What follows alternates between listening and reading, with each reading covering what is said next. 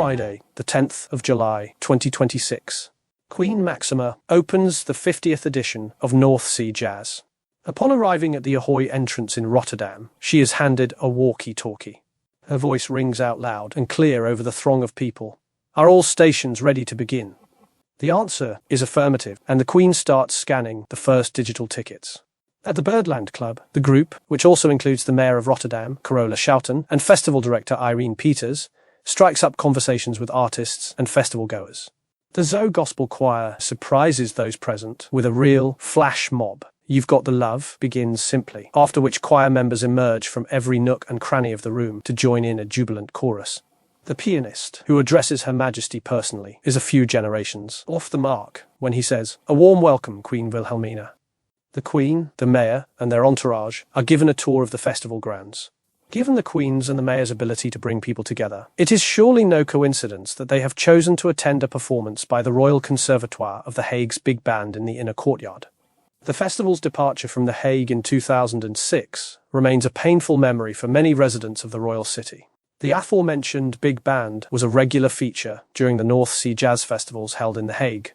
After 2006, however, Rotterdam opted for big bands from its own ranks. Hopefully, this royal attention will serve as a balm for the wound and herald a renewed collaboration. Singer and guitarist Jalen Ngonda, who is reviving the heyday of the soul-specializing Motown label, is also seizing his moment in the royal spotlight. Ben van Gelder has been given the honorable task of writing a composition to mark this 50th anniversary. As it turns out, he has risen to the challenge admirably. The talented saxophonist even owes his very existence to this festival.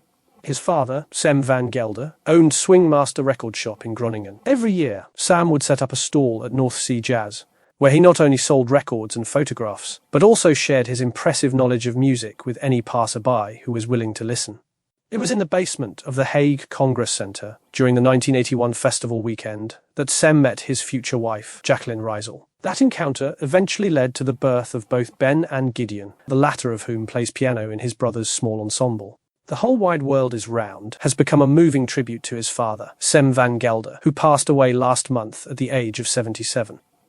Cecile Lauren Salvant fills the vast Amazon Hall to capacity, with her commanding presence, entertaining stories, and perfectly timed songs from her latest album, Oh Snap, performed in both English and French.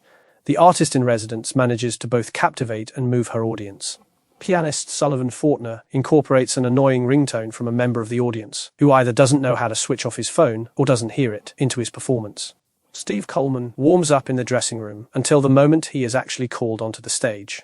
Together with trumpeter Jonathan Finlayson, bassist Rich Brown and drummer Sean Rickman, he enthralls the Madeira Hall with repetitive motifs and Afro-Cuban grooves. As well as being a festival featuring big names, North Sea Jazz is also a place for musical discoveries. Whilst people are enjoying food, drink, and plenty of sunshine, the Los Angeles League of Musicians, LA LOM, deliver a catchy mix of cumbia, bolero, and surf rock. The uplifting music of this trio briefly creates the illusion that the festival has been moved to Venice Beach on the American West Coast. Wadada Leo Smith was due to perform with VJ Ia, who has unfortunately had to pull out. Guitarist Mary Halverson is standing in for the pianist, who is unwell.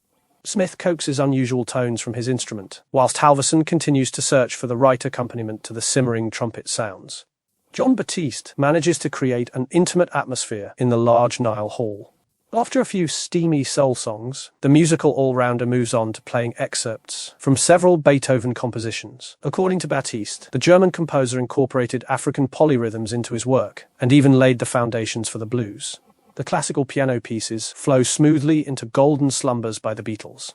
Whilst Batiste has the audience singing, "I feel good, I feel free, I feel fine just being me," he pulls out a melodica. Together with his percussionists, he steps down from the stage and walks amongst the festival goers. After his own performance, Batiste is whisked away to the Mass Hall, where he joins in with the RH Factor, a tribute dedicated to the late Roy Hargrove during his far too short life. Hargrove was a fixture, not only at North Sea Jazz, but also at the jam sessions afterwards. As if that weren't enough, Batiste also makes another appearance during the performance by The Roots, the collective that has forged a compelling marriage between progressive jazz and meaningful hip-hop. Joshua Redman, who is playing at the festival for the 20th time, has brought his latest quartet. The young accompanists are not unduly daunted by their bandleader's impressive track record. The energy of his fellow musicians and the palpable love from the audience inspire Redman to deliver passionate improvisations. The soulfully played bossa nova ballad Meditation brings the first day of this anniversary edition of North Sea Jazz to a close.